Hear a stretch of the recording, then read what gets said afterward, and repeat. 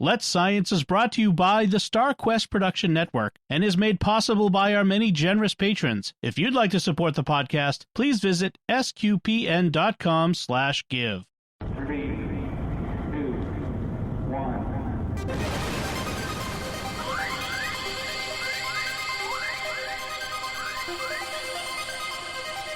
We live in a universe of scientific wonders. Every day, scientists are inching towards breakthroughs which can change our lives. We're playing our small part in sharing these wonders with you. That's why today is a fine day for science. So let's science. So I have a topic which I think will be timely. I don't think it will eclipse the previous topic that we just talked about. Here we go.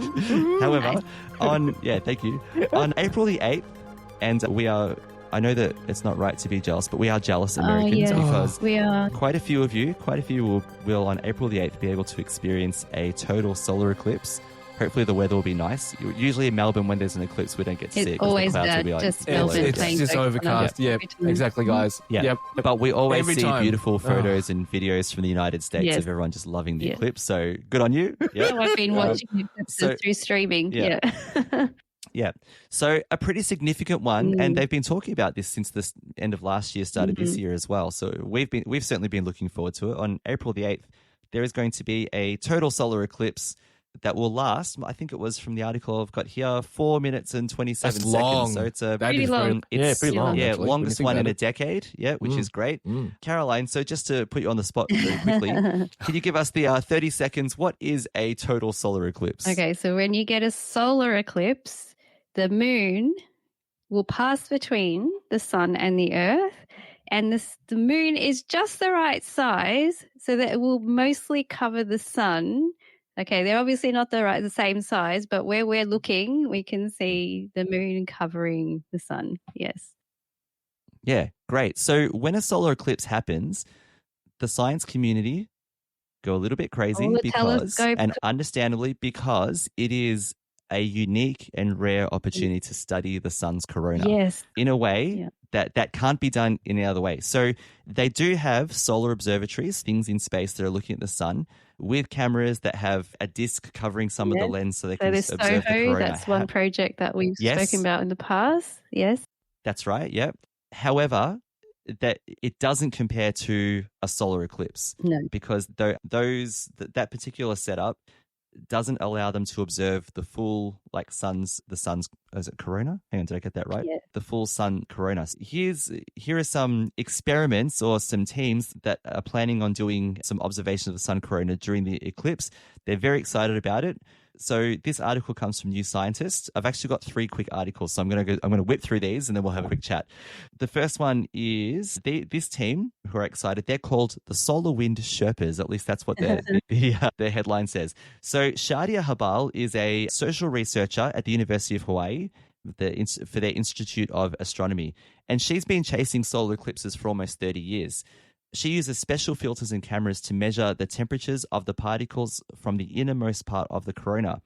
Habal's group, known as the Solar Wind Sherpas, has traveled to places as far afield as the Marshall Islands, Kenya, Mongolia, the Norwegian archipelago of Svalbard, Antarctica, and Libya. So they've seen a few in their lifetimes.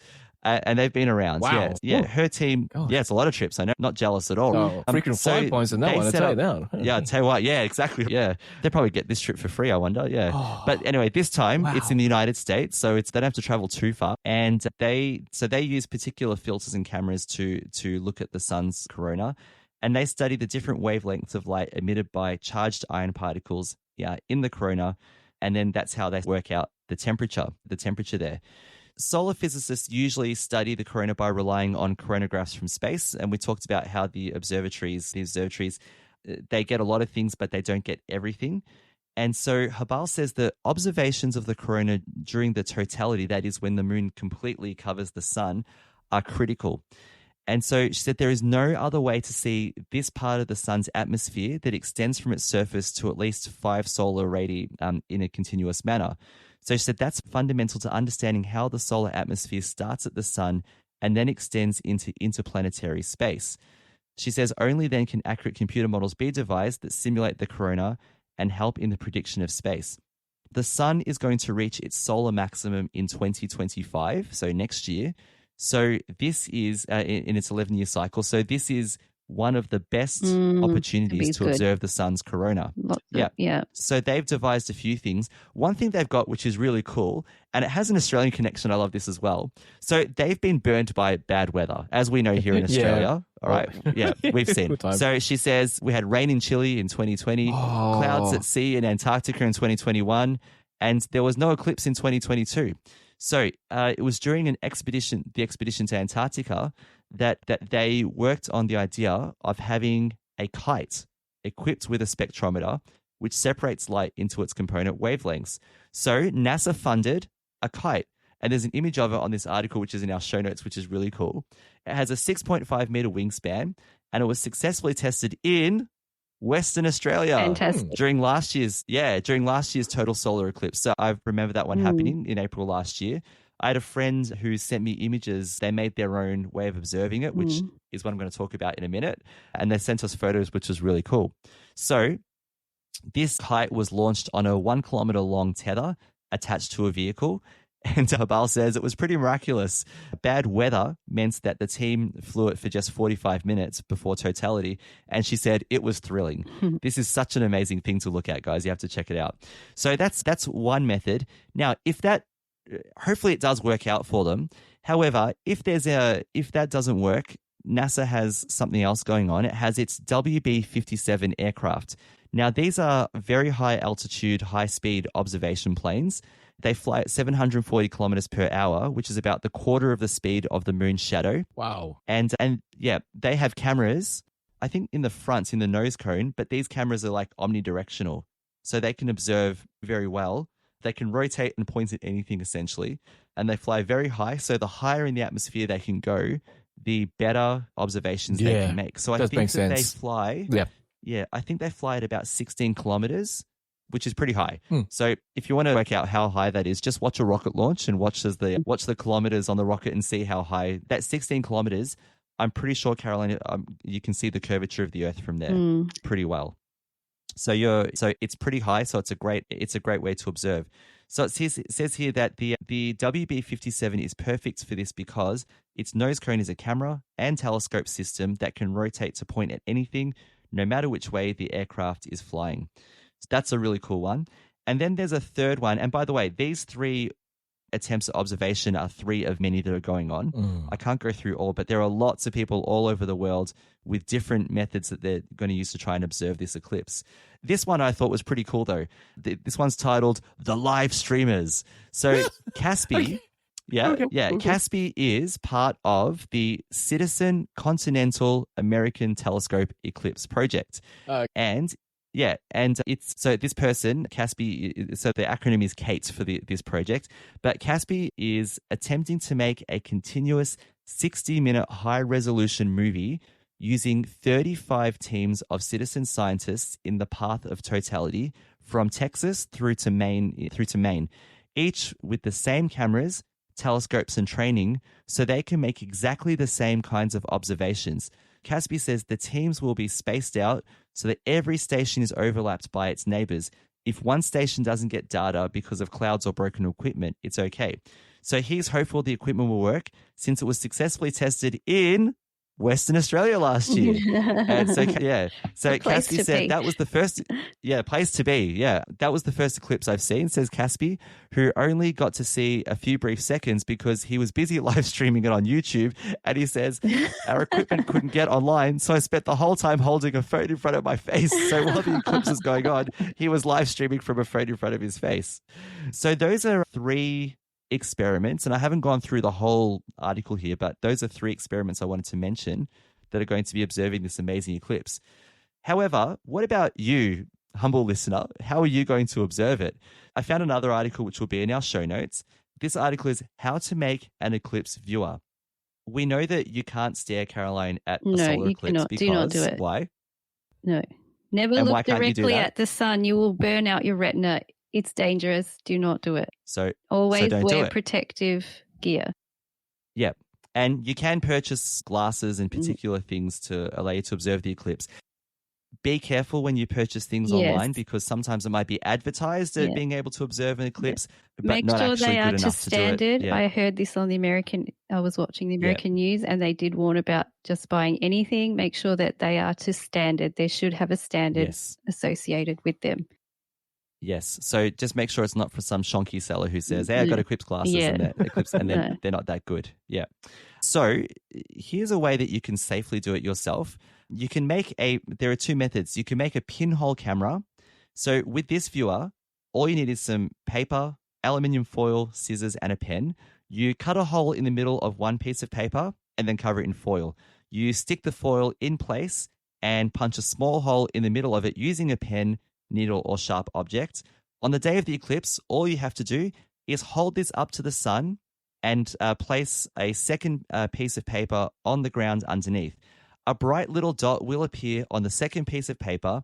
This is a projection of the sun. As the eclipse progresses, the moon covers more of the sun. You will see the shape of the dot change. Now, I've seen this myself because my friend who was in Western Australia last year in Perth did this with her family, and she sent photos of this piece of paper. I'm like, what am I looking at? And there's, oh my gosh, that's a projection of the eclipse. Cool. So you can actually make your own little projection, and all you need is things that you can find around your house. Cool. Another way is to make a box eclipse viewer. So this one works in the same way, but the projection will appear inside a box instead of on the ground. So for this, all you need is paper, foil, scissors, and a cardboard box. So for example, a cereal box or a shoe box will work well. And what I love about these two projects is that you can do them with your kids if you want to. It's a fun little project that you can do together. So what it says is line one inner side of the box with white paper, then cut two holes in the opposite side, spacing them far apart. Tape a piece of foil over one hole and poke a small hole in it. The other hole will be where you look through. On the day of the eclipse, hold the viewer up to your eye with the sun behind you.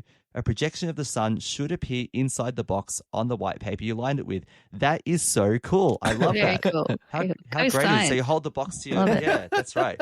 So you hold the box and you look in one hole and you point the foil at the sun, so the sun's behind you. You get a reflection. The box. It's like, So those are cool. some, if you're like, oh no, I didn't buy glasses, I missed, here's a way that you can quickly do it. But plan ahead because you've only got 4 minutes and 27 seconds so when it passes in your region. Otherwise. Yeah. True. Yeah. That is true. So it'll be in parts of North America, and listeners, we expect you to share some photos if you have any or images of what you've done in the Let's Science Discord channel. Yeah. All right. So hopefully we'll see some of that. That'd be cool. And we'll be obviously Caroline and Lino will be watching live streams on YouTube. Oh yeah, definitely. Totally watching. Yeah, we'll be watching it for sure, which is really cool. Yep.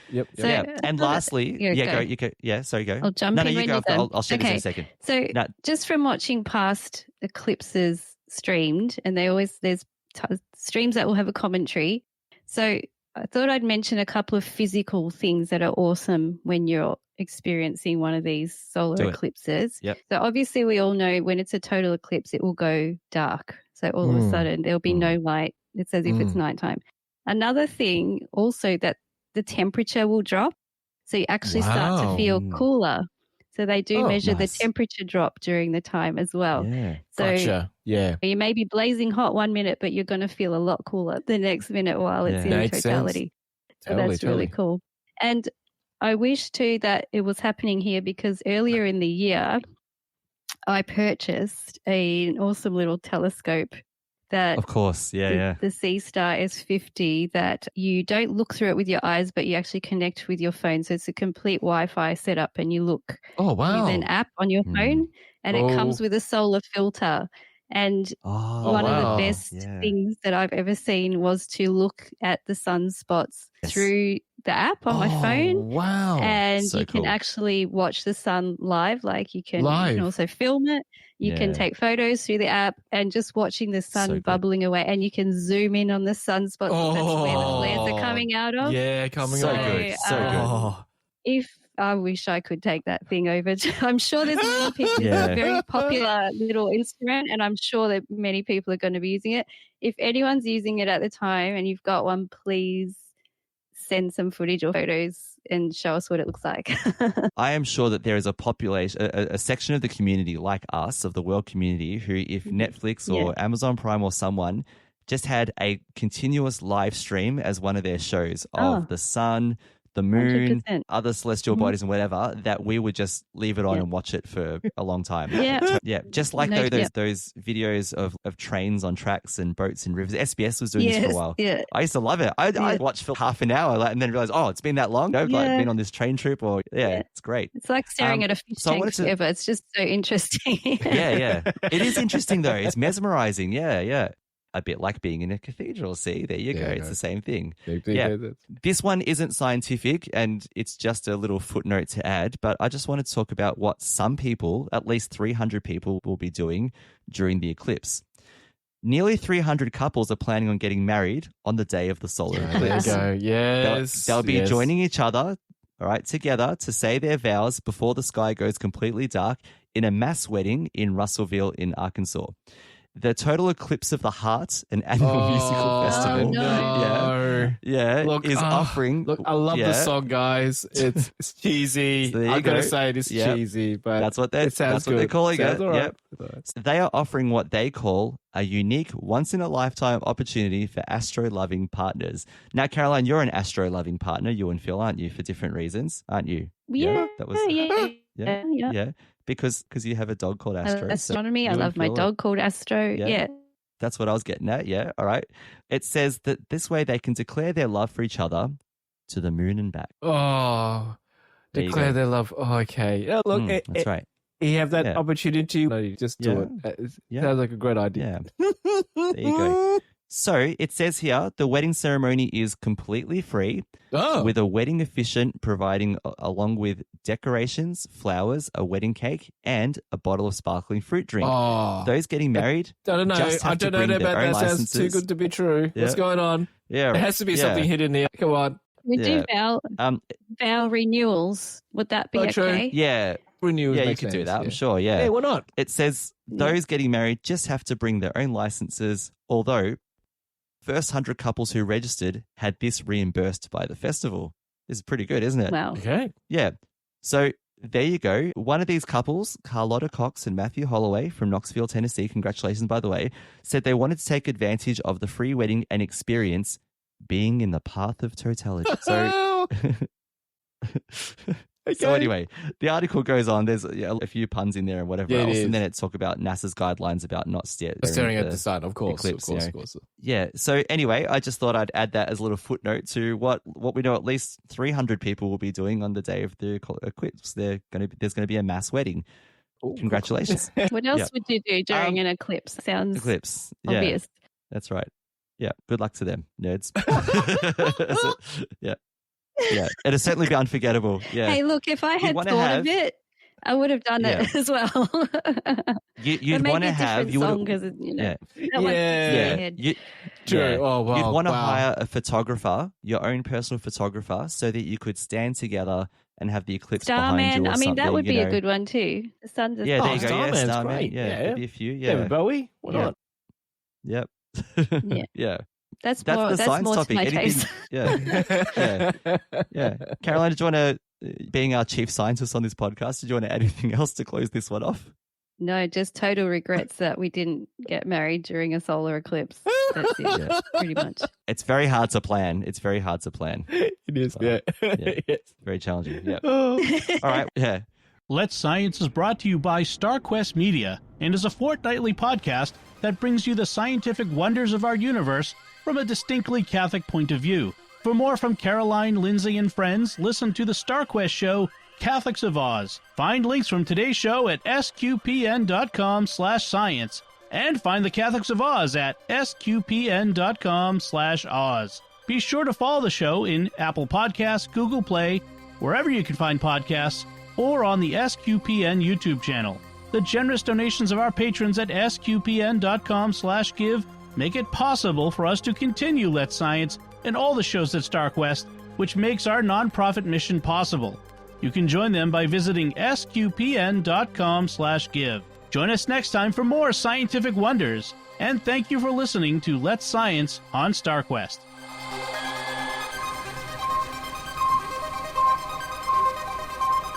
Here's another show on the StarQuest network you're sure to enjoy: The Secrets of Stargate. Find it wherever fine podcasts are found or at sqpn.com/Stargate.